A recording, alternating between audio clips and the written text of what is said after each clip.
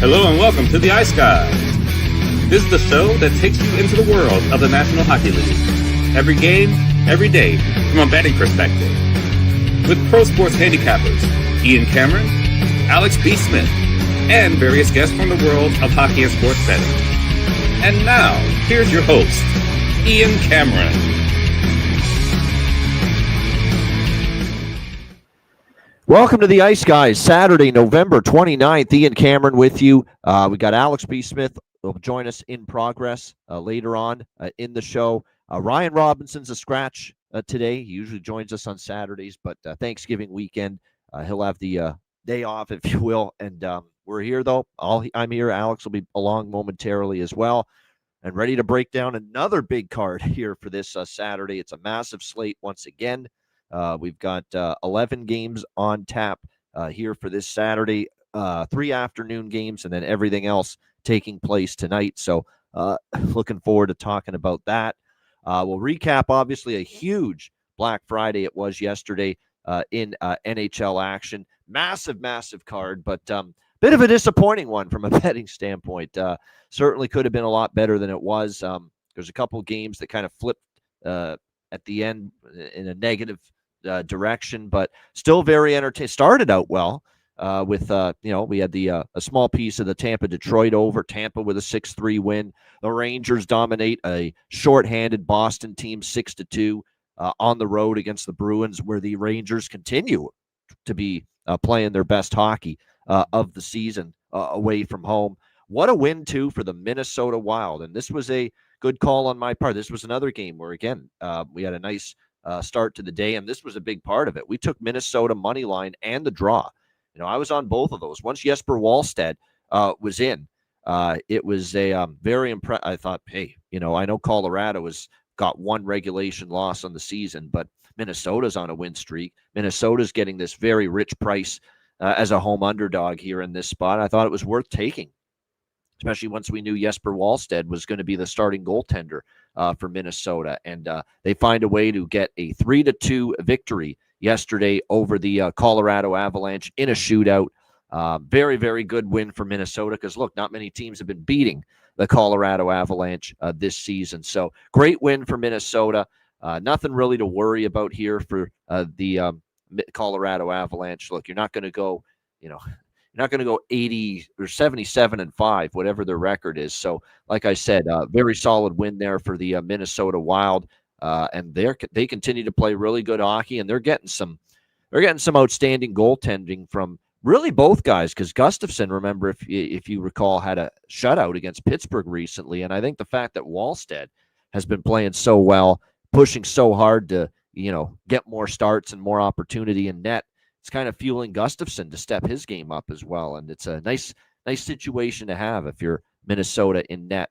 What else did we see yesterday? We saw St. Louis 4-3 against the Ottawa Senators. Yesterday, they come back and they beat the Sens in that game by a score of 4-3, even though they were down 2-1 in that game. We'll see if the Blues can build on this. How many times have we seen the Blues recently win a game and you think, well, maybe this is going to be the ignition, to get this team turned around and starting to play better hockey, and it just doesn't happen. So I got to see it before I believe it as far as trusting this team to win, 2 games in a row. We'll see if they can follow that up. They're one of many teams playing a back-to-back here today.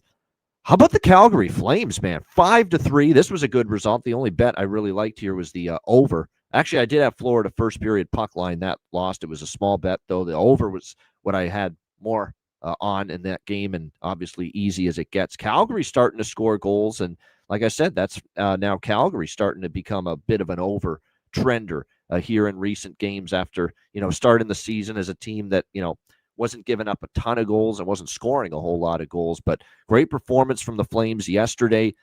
They got contributions from 5 different goal scorers yesterday: Farabee, Kadri, Frost, Weegar, Kuznetsov. So, yeah, very, very solid as far as Calgary there in that game. Now, Tarasov got the start for the Florida Panthers, so you do have to factor that in. But I wouldn't, take it all away from Calgary. That was a good road game. That was a great bounce back after a brutal night for them against the Tampa Bay Lightning. So Flames, give them credit for that 5-3 win. And again, that's now 4 wins, I should say, in their last 5 games for the Calgary Flames.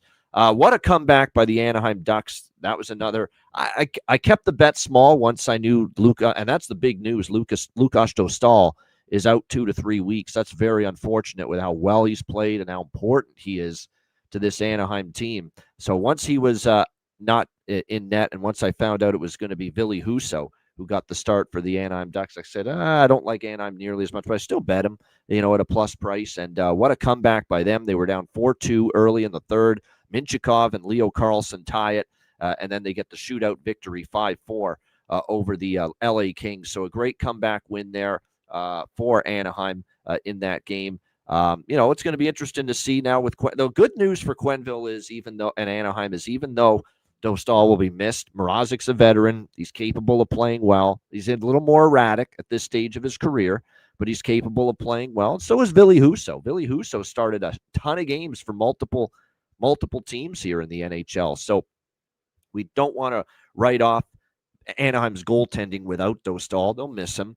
But like I said, they've got capable netminders when they're on their game.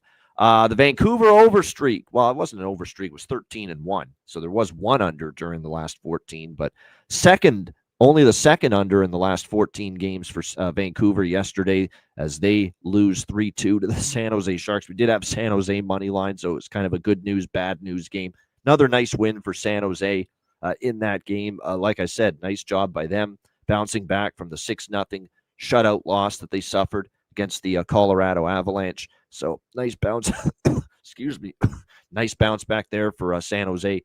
This game frustrated me. I mean, my gosh, we had over by Fecta and we had Buffalo, which was obviously bad, wrong side from the beginning. New Jersey winning 5-0. We couldn't get one lousy goal from this damn team to at least push the full game over. And I know Alex is in the same boat, frustrated by that. This Buffalo team, man, they just drive you nuts. Like, how do you play like that at home? 5-0. It is a team that had beaten Edmonton at home, that beat Carolina at home last weekend. And here they are getting shut out at home by the New Jersey Devils, playing without Brett Pesce, their best shutdown defenseman, and still playing without Jack Hughes. It's just, you don't know what you're going to get from Buffalo half the time. And yesterday was once again proof of that. One thing I do want to say in a positive for Buffalo, Tage Thompson, good job. Well done by him. He had that hit that he took at the hands of Stefan Nason previously when the Sabres played the Devils. He said to his teammates before the game, I'm going after him for a fight, and I'm going to take care of this myself. Get that. I respect him for that. Way to go. So, like I said, great job by Tage Thompson there. He doesn't need anyone, and he's a star player. Like, he could have someone fighting his battles, but the fact he said, I'm choosing not to, and I'll take care of this, and I'll fight Stefan Nason, and I'll show that, hey, I'm not going to accept what you did the last time we met. So I appreciate what he did there. It was really the only highlight of the game from a Buffalo Sabres standpoint, for sure. So, like I said, good job by Tage Thompson. Like I said, the only good thing you could say about Buffalo in that game yesterday. First of all, how about Montreal? Because this has been a very good road trip for them. 4-1 win over the Vegas Golden Knights. Like I said, this has been a solid road trip for Montreal. Montreal team that was struggling. They beat Toronto. And then, of course, this Montreal team, they now go on the road. They beat Utah. They beat Vegas here in back-to-back games. We'll see if they are able to keep the good vibes going later today. They're playing Colorado. Very tough back-to-back. But what a job by the Montreal Canadiens. 4-1 over Vegas. Of course, we had the over by Fecta. That did not hit, unfortunately, but it was a very good performance. And Sam Montembeault, actually, we got to give him some credit, too. The guy that's had a rough year and played one of his better games of the season, stopping 30 of 31 shots for the Montreal Canadiens in that game. And Vegas just continues to be underwhelming, disappointing. I don't know what the word is, but their home record, nobody's fearful of T-Mobile anymore. Nobody. Vegas does not have this great, spectacular home record right now, and that continues to be an issue for them as well. They have definitely not played their best hockey on home ice, and they lose 4-1 to Montreal in that game. The Flyers, 4-3 shootout win over the Islanders. This was a draw we had, so nice to hit a draw on the card. This was the one that we had that cashed in, Philadelphia and the New York Islanders, with that game going to a shootout. Flyers getting the win there 4-3. This is the game that really hurt and frustrated. Now, I stand by what I said. I thought it was a great spot for Toronto. Played a pretty good first two periods. They're up 2-1. I thought Washington got much stronger in the third, but you still have a chance to win that game. And unfortunately, breakdowns and miscues in the defensive zone came back to bite the Leafs in the third period. 3 goals. Jacob Chychrun is Bobby Orr reincarnate right now. This guy can't stop scoring. It's been unbelievable what he's been able to do for this team. He's shooting the puck a lot, scoring, and now the consecutive game goal streak is 4 now for Jacob Chychrun. Absolutely incredible stuff. The only good news is we got a push on the over. That's about it. First period over was no good. The Leafs, obviously, after having a 2-1 lead, they lose 4-2. So disappointing loss for the Leafs. That's a game where on the road, especially when you're up 2-0 at one point, got to be able to close that game out, find a way to bring it home. Like I said, things are going to happen in the course of a game, obviously. But when you have a 2-goal lead on the road and you're desperate for wins, you kind of have to find a way to get that win nailed down. And unfortunately, the Leafs were unable to do that. The Carolina Hurricanes, 5-1. They explode. It was a 1-1 tie going into the third and 4 unanswered goals in the third period for Carolina to win that game by a score of 5-1. So a nice bounce back from them in that game. That was a game where it was mixed bag of results. We had Carolina team total over 3.5, which cashed, which was the good news. We had the first period over, which lost, but we got a push on the full game over. So it's kind of win, loss, and push pretty much in that game with the Jets and the Hurricanes. But nice win for Carolina after the consecutive losses they suffered. They lost to Buffalo at the end of the road trip and then to the Rangers at home in the previous game before this one. We saw Pittsburgh beat Columbus 4-3. Good overtime win. Sidney Crosby, man, continues to be a marvel for the Penguins. At 37 years old, 2 goals, including the game-tying goal in the third period. Great game from him. And the Penguins beat the Jackets 4-3 in overtime. Bad loss for Chicago. You got to beat Nashville at home when you're struggling, and they could not do that. Unfortunately, they lose 4-3 to the Predators. That's now 2 wins in a row for the Predators. So 2 wins in a row have not happened for this hockey team very often, but they finally string wins together. And like I said, that's a tough look for the Blackhawks, losing that game 4-3. That's now 5 losses in a row. And this was your opportunity here in the schedule with the Dip playing Nashville at home after you faced some pretty tough teams during this losing streak. Minnesota, Colorado, I can excuse that, but it's hard to excuse some of what we saw last night. There were some egregious mistakes defensively from Chicago late in that game as well. The second period was horrible again for Chicago. They have bad second periods. They have good first periods and bad second periods, and that's got to stop.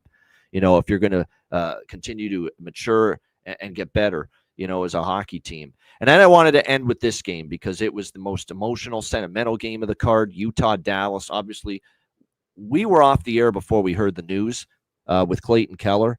And is actually, I don't know if we were or not, but either way, obviously Clayton Keller's father passed away suddenly. It was unexpected.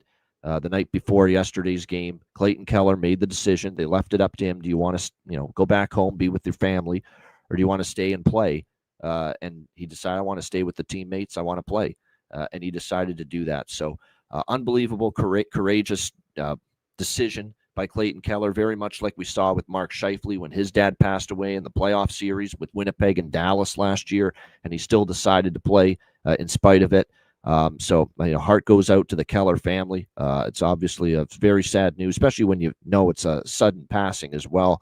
I just getting away from, from a betting standpoint, I already kind of liked Utah early in that game, because Dallas is coming off a good road trip. Utah, trying to get some momentum going. But then when the Keller stuff, came to light, I said, watch Utah really come out flying. And boy, oh boy, did they do that. They got out to a 2-0 lead. We had Utah first goal of the first period, Utah money line first period. So it was nice to cash those 2 looks. We mentioned them on the show yesterday that we thought the Mammoth would get out to a good start. But credit to Dallas, the comeback kids. The Stars have done this a lot. Slow starts at home, down a couple goals, come back to win. And they did that with the comeback against Utah, and they get the 4-3 win over the Utah Mammoth. Utah back in action here tonight against St. Louis on a back-to-back. So, like I said, it'll be interesting to see how that game plays out. But again, all the thoughts and well wishes and prayers and condolences certainly to Clayton Keller. Obviously, a very tough situation for him and his family right now on the passing of his dad. And like I said, to be able to say, you know what, to still after such a hard, tragic turn of events, to say, you know what, I'm still going to stick it out, play with my team here in that game last night. Yeah, you give him a lot of credit for that. No question about that. And yes, classy move by the Stars, giving him the first star of the game on the video scoreboard after the game. They put it up there. First star of the game, Clayton Keller. Incredible class, incredible gesture by the Dallas Stars. And not surprising, Dallas Stars are a first-class, well-run organization, top to bottom. And they proved it once again last night. All right, let's turn the page to Saturday. It's a big card. Let's get it underway. We'll start with the Tampa Bay Lightning taking on the New York Rangers. We've got the Rangers minus 130, home favorites, 6.5 the total in this game. Rangers off a win, Tampa off a lot. Tampa's actually off a win. They beat Detroit too yesterday.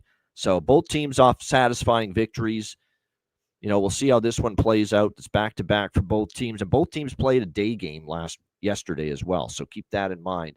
I think when you look at the goaltending matchup here for this game, obviously yesterday in the games they played respectively, we saw Shesterkin for the Rangers against the Bruins, and we saw obviously Andrei Vasilevsky in net for the Lightning in their victory against the Detroit Red Wings. So it looks like they're going to go with Shesterkin here on the back-to-back. Very interesting by Mike Sullivan to go in that direction. But yeah, it's going to be Shesterkin one more time. And I know it's Jonathan Quick is on IR, so I'm sure that is playing a bit of a role in the decision here for Mike Sullivan. But yes, interesting to see that it will be back-to-back here for Igor Shesterkin in this game. Jonas Johansson is expected in net for the Tampa Bay Lightning.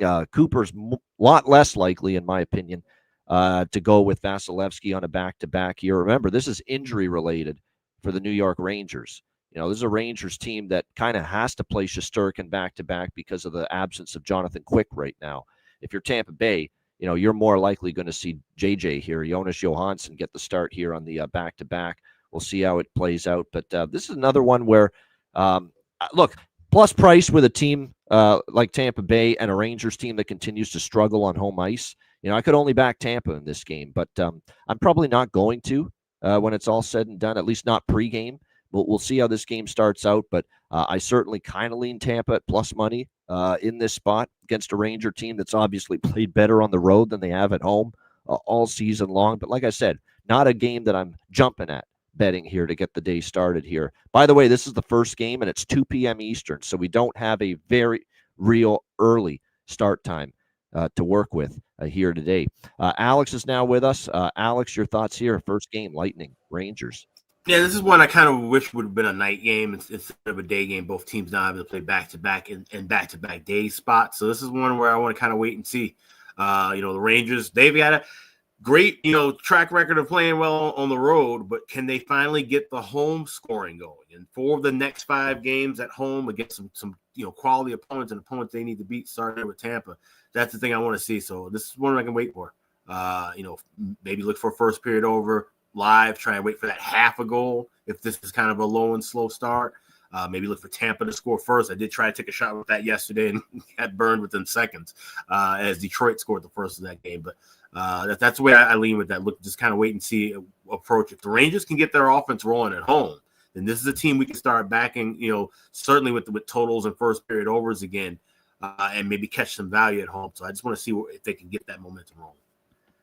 Yeah, and of course, winning at home has been an issue all year for the Rangers. They have won 3 in a row, but 2 of those have been on the road. Tampa on a 6-game win streak. I'm probably going to bet, I'll be honest, shit or get off the pot. I'm probably going to take Tampa Bay here. Small bet, though, because they lost badly. I remember the last time they played against the Rangers at home, 7-3 beatdown. It was just a couple weeks ago, and I was on the Rangers in that game. I love the Rangers in that spot. Tampa Bay was really banged up, multiple injuries.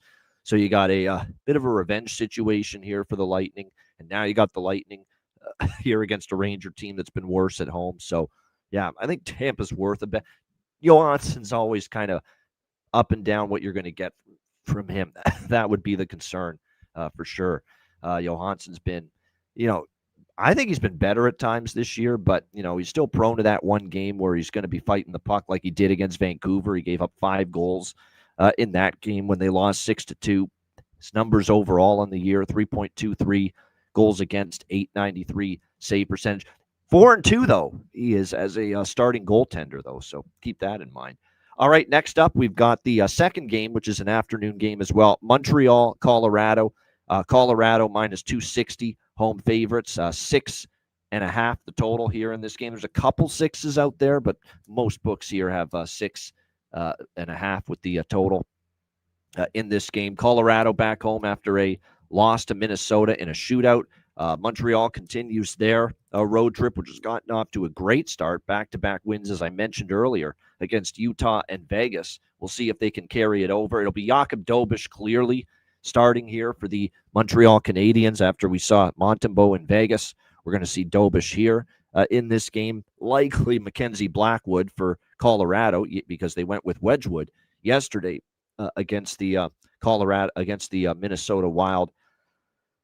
I'm tempted by Montreal, but the spot's pretty tough. It's pretty tough. Colorado off a loss. Colorado at home.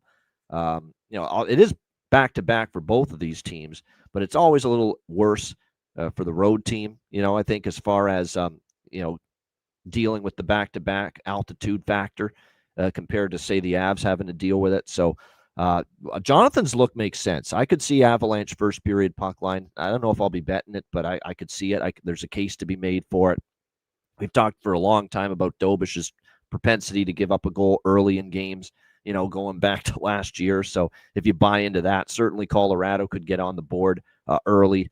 I'm going to maybe look at a Colorado over 1 team total in the first period is I think what I'm going to look at, where you can get that at plus money, where if they score 1 goal, you get a push, but there's a good chance maybe they hit the back, find the back of the net maybe a couple of times here in this opening period. So the Colorado team total over 1 at a plus price for the first period. I do like that a little bit here. Probably like it enough to take that.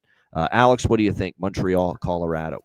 I took really small shots with the dog and draw here. This would have been larger had the Avs won yesterday. But like I said, this is a tough turnaround, even for a team at home. But to have to come back home and play another early game, I think the Habs, like I said, might be able to catch them early. But I like both teams to score in the first period, plus 156, especially with, like I said, Dobeš, being a guy who gives up a goal early, even if it's not the first goal of the game, but to give up a goal within that period. I do like that. So plus 156 on both teams to score in the first period. Took a piece of plus 210 with the Habs and plus 390 with the draw, but those are much smaller bets. Not my favorite look on the card. I would have liked this more, like I said, had the Avs won yesterday. All right. By the way, Zach Bolduc, why not keep riding the hot hand with Zachary Bolduc? He's been great moving up to the top line. Scored a goal again yesterday against Vegas. Worth a look. I've mentioned Ross Colton a bunch of times. Arturi Lehkonen, former Hab with the Avs now, of course. I think he's worth a look. The former player angle and play there.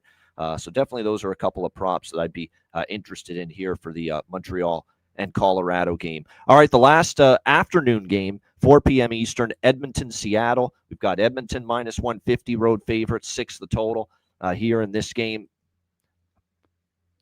Edmonton's a mess. I don't deny that. But I like how this sets up for them. They're on the road coming out of the holiday. They've had days now to think about getting absolutely waxed, destroyed, lit up in their own building by the Dallas Stars 8-3 in that brutal scheduling spot. We were all over Dallas in multiple ways there in that game. All I can say about Seattle is I've still got my concerns about can they beat some really good teams. They've beaten St. Louis. They've beaten, Chicago. They've beaten Pittsburgh. They did beat Winnipeg and San Jose, but they caught them in good spots. They caught Dallas in a real tough spot, earlier this week and couldn't beat them. Dallas was on a back-to-back after being in Edmonton, and they ended up losing that game 3-2 to the Dallas Stars.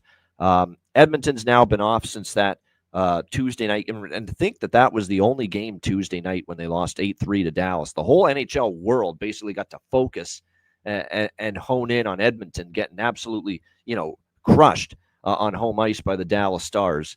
I think I like Edmonton here to come out strong early.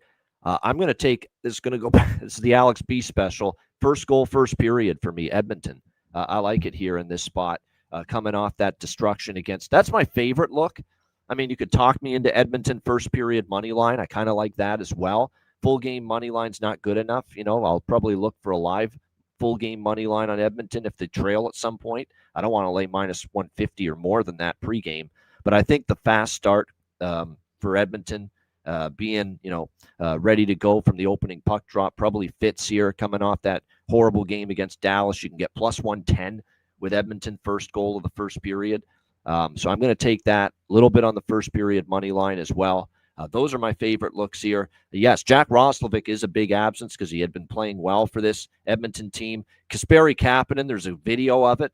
He gets injured in practice, and he can kind of tell it's an injury that might lead to him missing a significant amount of time all over again, just when he was about to come back. And he's, he basically swings his stick at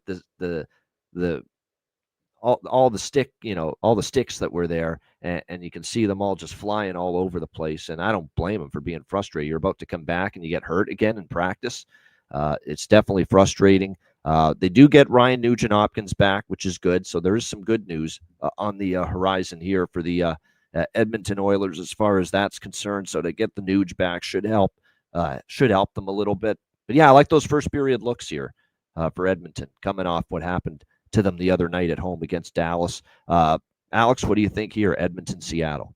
Yeah, I'm right there with you on Edmonton getting the fast looks. And I would actually tag on, along with that first goal in first period, goal in first 5 minutes, plus 172. And then I grabbed the alternate total over 1.5, plus 200 with the Oilers.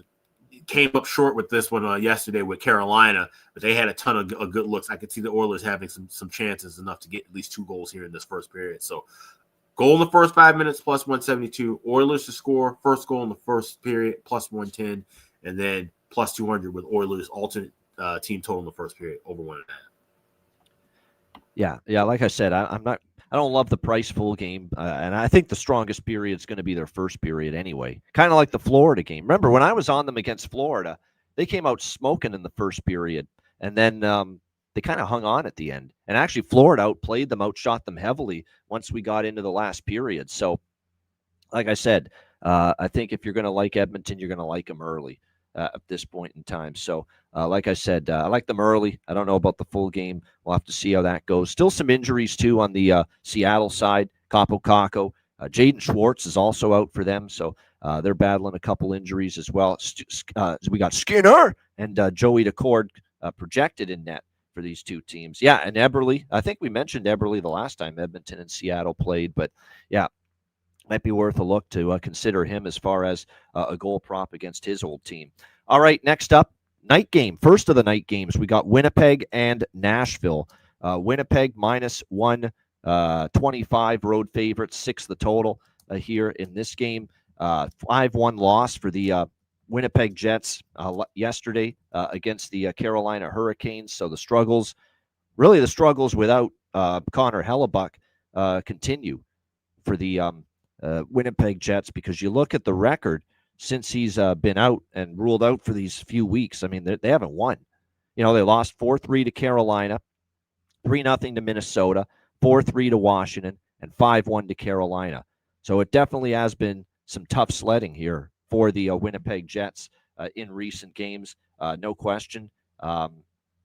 However, this is Nashville. This is your soft spot in the schedule. This is your opportunity to maybe step up and stop the bleeding and snap this losing streak. And while they are 0-4 without Hellebuck, that is true. Whether it's Comrie or Milic, who got the start yesterday for Winnipeg, let's also remember they've played Carolina, Minnesota, Washington, Carolina. It's Carolina twice, Washington, and Minnesota. Those are all good hockey teams.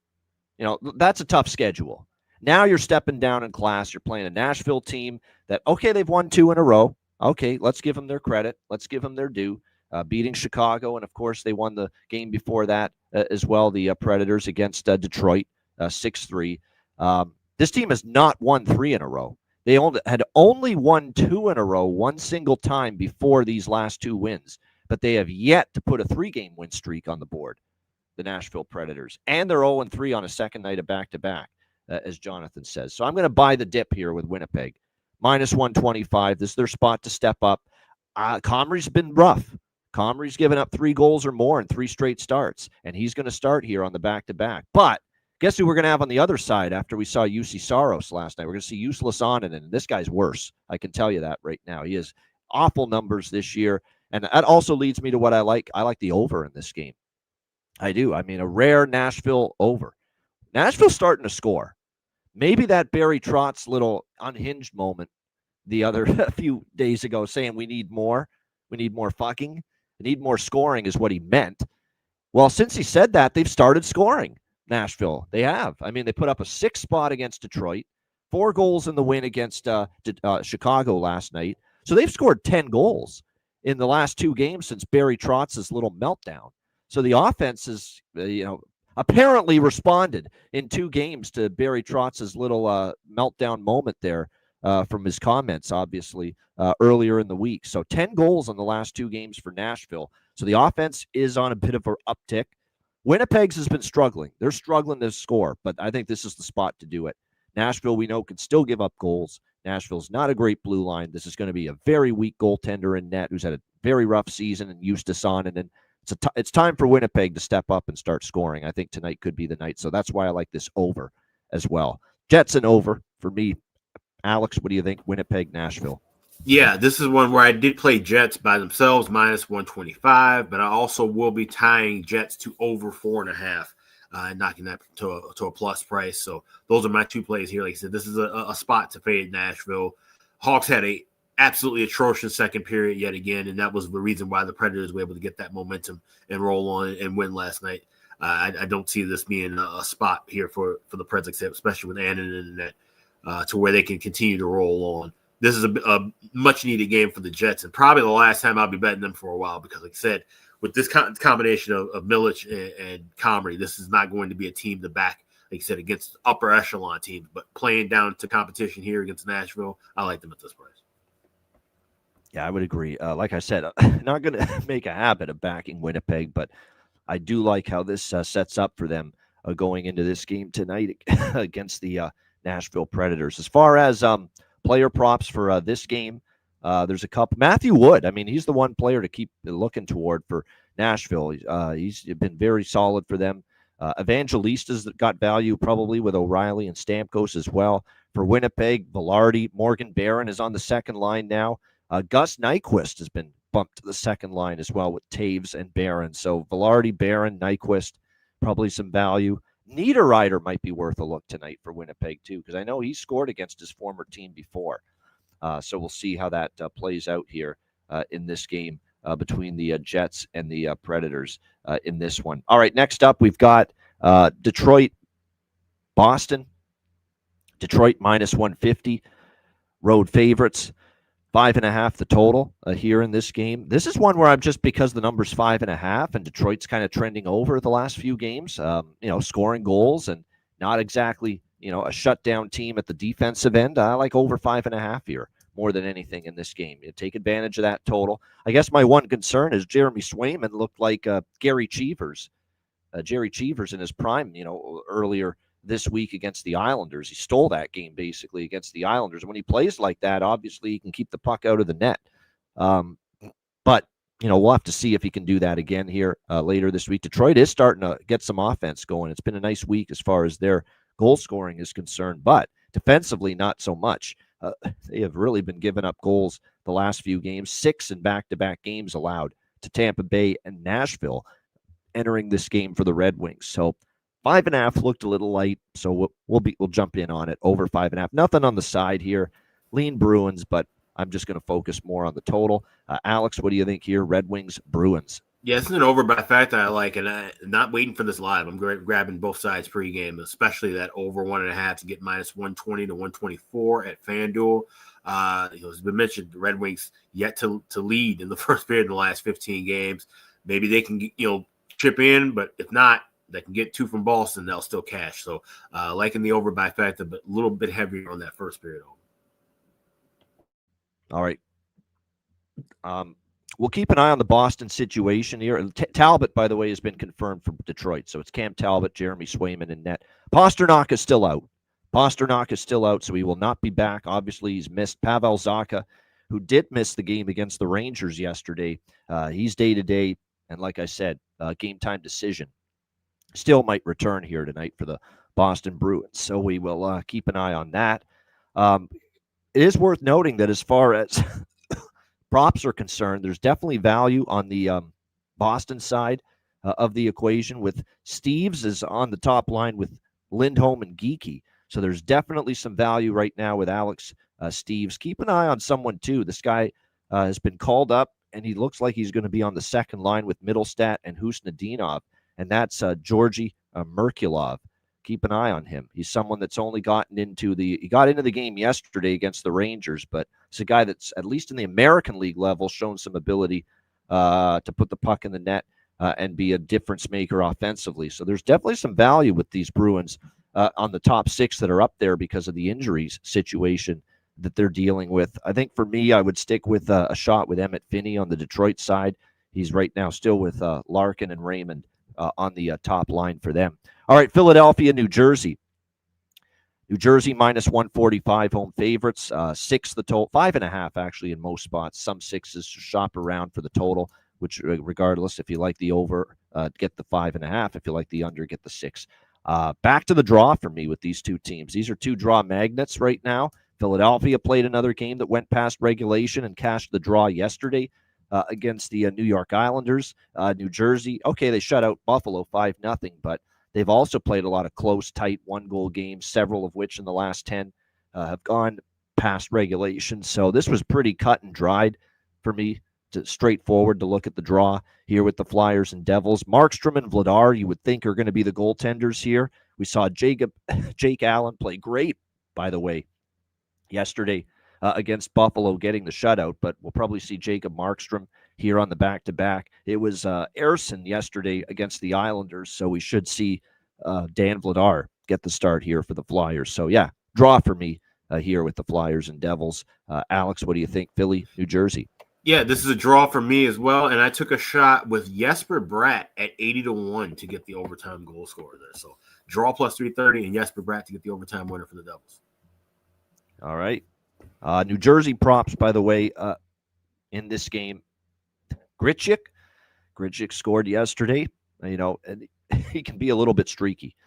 So I would keep an eye on him. Tyson Forster, we talked about him, playing on the top line with Noah Cates and Travis Konechny. So, like I said, he's been scored, I believe, yesterday as well up on that top line. So he's definitely worth a look there as far as getting a goal on that top line. All right, Toronto and Pittsburgh. Next up, we've got the Penguins, slight favorites. Actually, it's pretty close to even money here. You can get minus 110 here on both sides. The total here sitting at 5.5, pretty much across the board in this game. We took a shot with the Leafs. We thought it was a pretty good situation, for them yesterday. They practiced on Thanksgiving, on the road during the holiday, chance to, come together as a team. And I thought for 2 periods they played one hell of a sound, strong road game. And sometimes when the confidence is not there and, you've had a rough couple of weeks like it's been for the Leafs, and then things start to go the other way during a game against you, you can't get it back. And that's kind of what we saw with the Leafs yesterday with that third period. 2-1 lead turns into a 4-2 loss to the Washington Capitals. So I'm not on them today. I'm not against them either. Like, I'm not going to be on Pittsburgh either. Like I said, this is a, wait and see kind of a situation here for the Leafs. Obviously, Wohl got the start, and he was very good again. That's even in a losing cause. He was terrific, I thought, for the Leafs. Gave them a chance. It is worth noting William Nylander is a guy that obviously didn't play yesterday, a late scratch due to an illness. We'll see if he comes back in the lineup here tonight against Pittsburgh. Status quo, the only other injuries are Tanev, Stolars, and Carlo, the ones that we already knew about for the Leafs. I would expect Dennis Hildeby to get the start here back-to-back against the Penguins. Arturs Shilovs should be in net here for Pittsburgh. It was Jari for them in the win against Columbus last night. So I would expect Arturs Shilovs to get the start here in between the pipes for the Penguins. The only thing I have interest in here is maybe the draw. That's about it. I could see this maybe being an overtime game with the Leafs and the Penguins. We almost got it with the Leafs and Capitals, by the way, yesterday, the draw. So I think I could make a case for the draw, but other than that, if I get involved in this game, it'll be live. It'll be in-game. Alex, what do you think? Leafs, Penguins? Yeah, it's a pass for me pregame, and probably will be a pass for me in-game as well, to be honest. There's other games I'll be watching and paying attention to, so nothing that really stuck out here. They cannot consistently. Mohammed's point's right on. The transition of the puck from their own zone up the ice from their defenseman is horrid this year, the Leafs. Like, that's been a big part of their issue. Just transporting the puck up the ice and getting the rush going from defense to offense. It's been a big problem this year for the Leafs. And you're right, it looks like it's not just skating speed slow, it's reaction time slow. The Leafs have looked like at times, especially with some of those instances where Washington's just bringing the puck around in the third period. Like the Chychrun goal is a perfect example. Nobody picks up Chychrun. He's got all the time in the world to go hammer time past Wool for the back-breaking 3-2 goal in the third period yesterday. That's reaction time that's slow. It's not just skating speed. It's that your reaction time to killing the play in the defensive zone all year for the Leafs has been slow. Slow to react to stop plays like that. Slow to react to kill those plays in the D zone. So, again, that continues to be a big part of the issue here for the Toronto Maple Leafs. I like the effort. I mean, this is even in the loss yesterday, you can't say it was a lot. That's not an effort issue. It's just you got to kill plays in the D zone when you're protecting a lead on the road, and they were unable to do it. And that's been, a bit of a thorn in their side all season. For me, with player props, I mentioned Easton Cowan, a guy that had been struggling, that finally found the back of the net a couple games ago. So there might be value there. Nick Robertson on the top line with Matthews and Nyes probably could be worth a shot here. For Pittsburgh, it looks like right now Thomas Novak with Malkin and Mantha, so he's been bumped up a little bit. Crosby and Rust, and it's been a musical chairs of who's going to be on the left wing side of that top line for Dan Muse here for Pittsburgh. And it looks like now we're seeing that Kevin Hayes, the veteran, might get that opportunity to be on the top line with Crosby and Rust. So he's not a goal scorer, Kevin Hayes. We know that, but certainly going to get a chance here to prove that maybe he can be kind of a nice fit possibly here on that top line with Crosby and Rust. So do we maybe give Kevin Hayes a shot here tonight if he is indeed up on that top line for the Pittsburgh Penguins tonight. All right, Utah, St. Louis. We've got Utah minus 115 road favorites, 5.5 the total here in this game.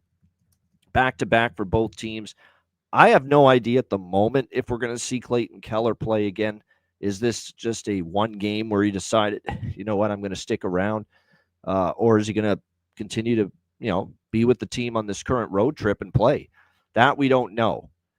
Right now, all the sites have him listed as being in the lineup and playing tonight once again. And until I hear otherwise, I'm going to assume that. But I'm just saying, don't be totally shocked if we find out later today that, maybe he isn't in the lineup and maybe he's gone back home to be with his family. I'm not saying for sure. We don't know. But like I said, it's just something you want to be aware of here in this one. As far as St. Louis goes, yeah, Jonathan's mentioned it, first period and first goal to look in that direction with St. Louis. Yeah, I don't mind that. I wish I was getting a little bit of a better price. We'll see. I'm waiting for the goaltending confirmations because I'm pretty sure it'll be Hofer for St. Louis here in this game after we saw Binnington get the start against Ottawa yesterday. And then meanwhile, Vejmelka is probably going to start for Dallas because it was a Vanacek outing yesterday against the Dallas Stars. So we probably should see Vejmelka here for Utah in this game. The draw kind of interests me in this game. That's probably what I would lean to a little bit. I have a mild lean to the over by Fecta as well, but I'm waiting for the goalie confirmations with that.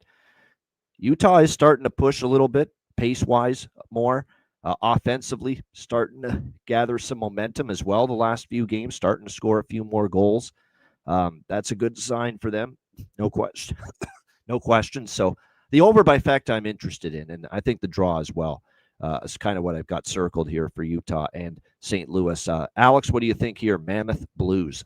Yeah, this will be one that I probably will end up having the over trifecta on, but I'm going to add that 5.5 with the full game over in game. I am already on first period over 1.5 minus 122 at FanDuel. I got over or both teams to score also as well, plus 168. Like I said, that's been a hot trend with St. Louis scoring first, but like I said, we saw that with Utah as well. So I can see where both teams get on the board early in this first period. So more than likely, we'll be looking for over 5.5 in game, but already on the other two legs of the trifecta in the first period pregame.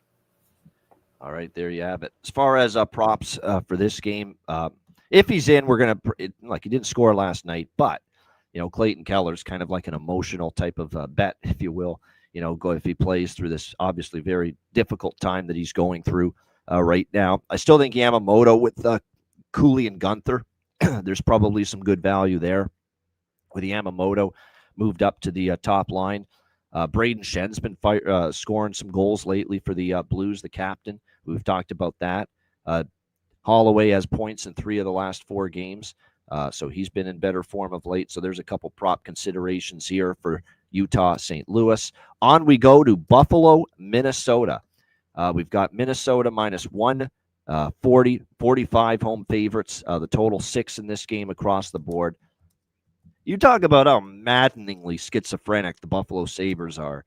Wouldn't it be crazy if they get blanked and goose-egged by a depleted New Jersey team at home 5-0, come back tonight and beat Minnesota in Minnesota? Wouldn't that be nuts? But I wouldn't totally rule it out. That's how crazy this Buffalo team can be sometimes. I'm not betting it to happen, but I'm telling you that I've seen crazier things happen. And like I said, the one thing I will say about the Sabres is that we have seen them off a really despicable performance step up and play better. Like, remember the last time they played against Calgary? It was an awful game. They bounced back and they thumped Chicago. There's been multiple instances of that where actually off a really bad game, they've actually answered the bell. But I'm not trusting them here. Minnesota's just playing too well, too strong. Everything is clicking right now. They're getting enough offense. Defensive play has been pretty solid during this run as well. Maybe a lean to the over just because obviously we're going to get Gustafsson tonight, not Wallstead. And I don't know if I trust the Sabres to keep the puck out of the net on the road. There's been some issues. Colton Ellis projected to be in net for the Buffalo Sabres as the musical chairs of goaltending continues to occur here for them. It's a different starter, it seems, every night. I kind of lean over. What I do like is the draw.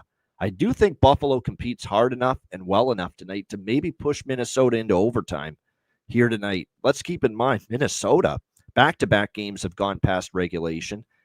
5 of the last 8 games for Minnesota have gone past regulation.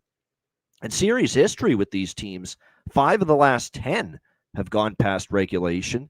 And 3 of the last 4 in Minnesota, formerly Xcel Energy Center, now Grand Casino Arena, 3 of the last 4 meetings in Minnesota, Sabres versus Wild, have gone past regulation. 3 of the last 4. So there's enough flags here with the draw to take a shot with it, in my opinion. Alex, what do you think here? Sabres, Wild. Yeah, I like a Wild first period puck line. I grabbed that, laying the half at plus 156. I do think they can come out to a good start. But like I said, maybe Buffalo, on the second of a back-to-back and getting shut out the way they did, they had to try and show a little bit more life and fight. And if they do, then maybe they can catch Minnesota. Like I said, the streak's not going to continue forever. So I don't want them full game. I don't want any part of I don't even want the over here either, because like I said, if Buffalo doesn't show up with their offense, then this could be just all one side for Minnesota. But I will take a small sprinkle with the draw, liking that first period puck line a little bit more in Minnesota. Didn't score yesterday. Nobody did. Obviously, they got shut out against New Jersey, but Jack Quinn will roll it right back with him one more time. Josh Doan on the top line with Thompson and Tuck, worth maybe a look as well. For Minnesota, Urov is someone that I think's been undervalued since he's been up on the top line for the Wild with Zuccarello and Kaprizov. So going back to that well with him, I don't mind that shot, taking that either going into this game. So those are some props that are of interest to me there with the Sabres and Wild. All right, next up, San Jose and Vegas. We have Vegas minus 320 home favorites, 6.5 the total here in this game. I mean, I'm on San Jose here. This is now enough with Vegas trusting them as these big home favorites. Until they step up and actually win in these situations more consistently, with San Jose, this hard trying team, night in, night out. Both, and it's back-to-back for both teams, the Sharks and the Golden Knights. They both played at the same time yesterday. San Jose's got to travel, obviously. But like I said, now the one concern is Vegas has won 8 straight versus the San Jose Sharks. So they have definitely owned this series. But you start to look at what they've done here in this home favorites role, other than beating the Rangers 3-2. They lose as a big favorite to Ottawa as minus 175. They were minus 200 at close against Montreal yesterday, losing that game at home 4-1. So, to me, this is just an overpriced, struggling at home favorite. I mean, this is a 5-8 team on home ice, the Vegas Golden Knights. And you're being asked to lay minus 320. Think about this just from a pricing standpoint. You're being asked to lay minus 320 with a team that's 5-8 at home this year. It's lost 2 in a row as bigger home favorites. That alone is why San Jose, like I said, is worth a shot at this price. Plus 280, a little bit on the team total over, because, again, this Vegas defense is nothing to write home about. Look what they're doing lately. They gave up 4 to Montreal, 4 to Ottawa, 5 to Utah, 4 to Anaheim. They've given up 4+ goals in 4 straight games. You're getting a dirt cheap team total. It's like even money to get over 2.5 here with San Jose in this game. So, like I said, it's all San Jose, the value. Doesn't mean they're going to win. There's always that chance Vegas wakes up, flips a switch, and finds it here on home ice. But what evidence have they given you to warrant any sort of Vegas bets at these prices, at the baseline prices you're seeing right now with them? So, yeah, you can actually get plus 120 with this San Jose team total over 2.5 here tonight. And keep in mind, for Vegas going into this game tonight against San Jose, that we're going to get Carl Lindbaum, because we saw Akira Schmid yesterday for the Vegas Golden Knights against Montreal. Carl Lindbaum's got 0-4, okay? 0-4 with a 3.16 goals against and 872 save percentage. And he's the goalie that's in net for a team laying minus 320 tonight. And he's 0-4 in his 4 starts. So, yeah, San Jose money line team total over split. Give me the over by Fecta, too, because the one thing I am concerned about here is Nedeljkovic is going to get the start for San Jose. And at this point in time, I'm sure Alex will agree with his goalie charts. There's a bit of a difference right now with him and Askarov as far as in between the pipes for this Sharks team. He's the inferior option right now, Alex Nedeljkovic. So I like the over by Fecta here as well. Alex, what do you think? San Jose, Vegas? Yeah, this is one where you could try and maybe get a little greedy and wait for the first period over in game and take both teams to score pregame. That would be the way I would do that, because laying 155, 160 for first period overs. I do like to play it, but the price is a little bit steep. But I'm right there with you on Sharks money line team total split, especially when I saw that team total plus 120 for an over 2.5. I certainly think Lindbaum can give up 3 goals. If it's 7-3, 7-4 Vegas, we'll at least cash with that team total. So I'm heavier on the team total, but we'll have a little piece of that money line at plus 280. Yeah, I agree with that. Yeah, as far as props here for San Jose and Vegas, still Braden Bowman. We've talked about him quite a bit. Still on the top line. Still worth the bet, as long as he stays on that top line for the Vegas Golden Knights. Adam Gaudette is up on the second line with Eklund and Wenberg for San Jose.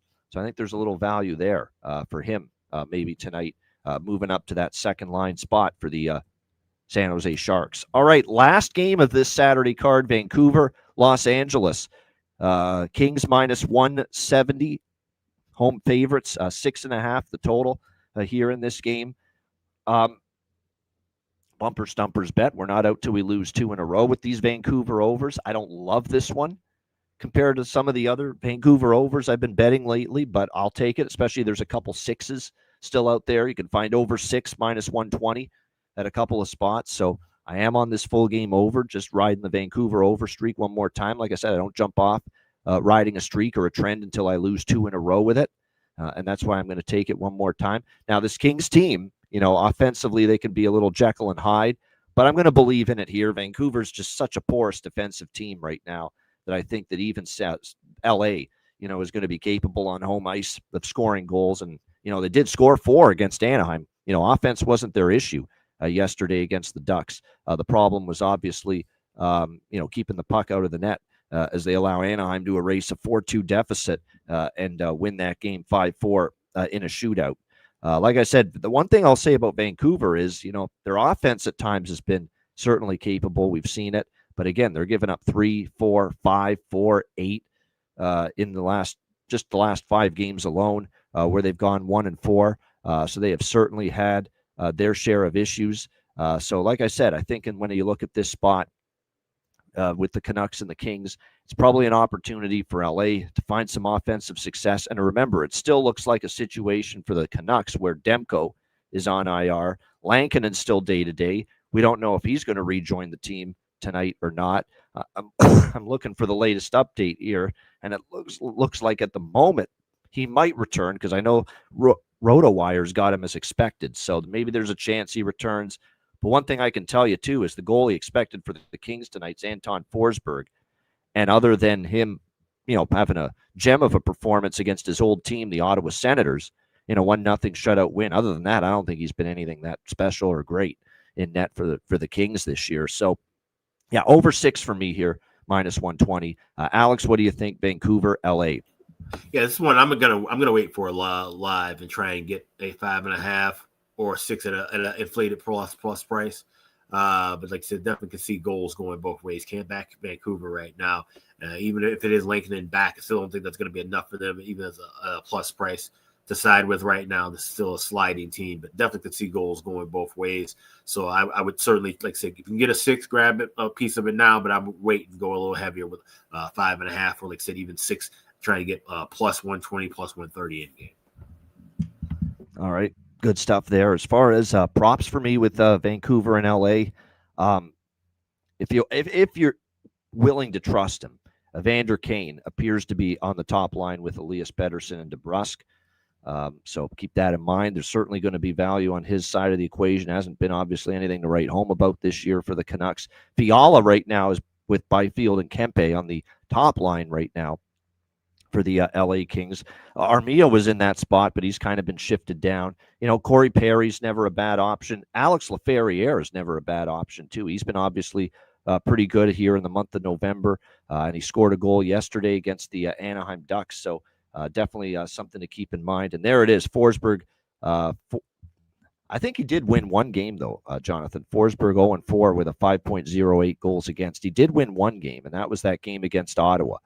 In Ottawa on that road trip, he faced his former team, and he won that game. He played well, and that was definitely by far the best start he's had all year. But really, other than that, it hasn't been great. He gave up 5 goals to Florida, gave up 3 goals last game on just 24 shots when he started against San Jose. So, like I said, it's been an issue. Oh, that's his record against Vancouver. My bad. That 0-4, 5.08 is against Vancouver for Anton Forsberg. Good stuff. All right. That's a wrap. Shout out to everyone in the chat. Hit the like button. We appreciate it very much. Like I said, I don't know what's happened today. I thought I was turning a corner with this damn illness, and today the voice gremlins and the throat gremlins and the coughing gremlins are getting me a little bit. But that's okay. Making it on through, pushing on forward. Make sure you check out wizardsportspicks.com. What a massive weekend. I mean, there's so much going on. NFL tomorrow, college football, final day of the regular season today. NHL, NBA, college basketball, all going on. So make sure you get on board. What a roster of handicappers. I'm there, Alex, Matt Robinson.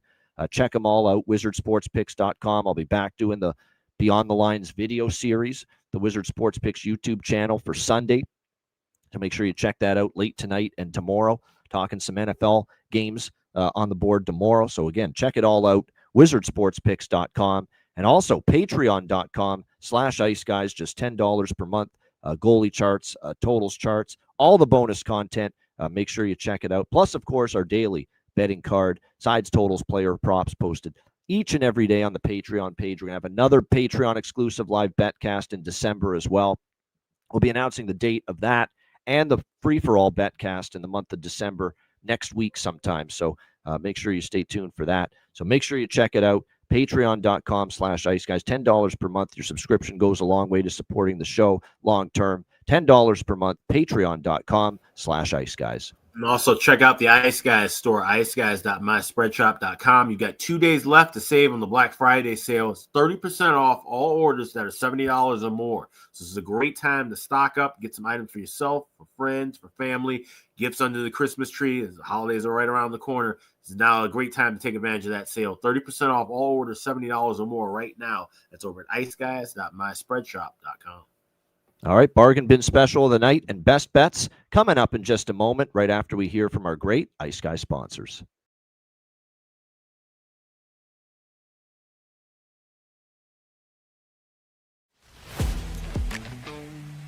Wizard Sports Picks, featuring the finest handicappers in the universe. Sharp insights, trusted picks, and relentless results. We strive to help you become consistent winners. This is Wizard Sports Picks.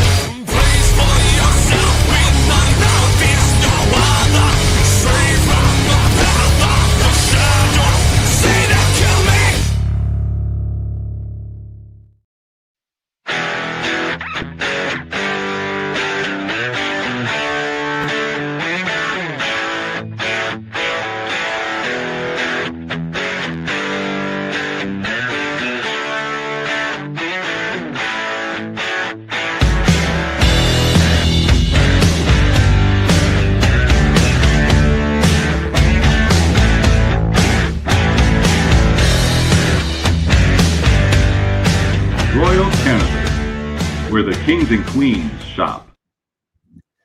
Thanks to all our sponsors, including Royal Cannabis. Check it out, royalcannabisshop.com, 20% off with the promo code IceGuys. All right, bargain bin special of the night for this Saturday slate. Alex, what do you like for bargain bin special? Yeah, we got an original six matchup. You got Boston taking on Detroit, and I'm looking at a Bruin player. I'll be looking at Casey Middlestat. Moving up to that second line, get him anytime goal scorer, plus 390 over at BetMGM. JD mentioned in the chat he's had 11 points in 13 games against the Red Wings, so maybe you can take a shot with him plus 2 points as well. But I do like him to get a goal. Plus 390 for Casey Middlestat. That's my Saturday bargain bin special. All right, there you go, Casey Middlestat. For the Boston Bruins for bargain bin special for Alex. My bargain bin special of the night for this, actually it's of the day because it's actually one of the day games that I'm going to go to for bargain bin special. Top line, finally found the back of the net yesterday. Zach Bolduc for an old friend, an old bargain bin friend. I've used him a couple of times, more so when he was with St. Louis. I'm not sure I've had him as a bargain bin special yet since he's been with Montreal, but I'm going to rock with him today. Plus 375 for Zach Bolduc for the Montreal Canadiens, still on their top line. So Bolduc for Montreal, plus 375 for my bargain bin special of the night. All right, best bets. Alex, what do you like for best bet? Yeah, let's go with that late game in Vegas and San Jose. Like I said, with a Lindbaum start, I feel confident that the Sharks can get 3 goals here. So give me that Sharks team total over 2.5, plus 120. It's my Saturday best bet.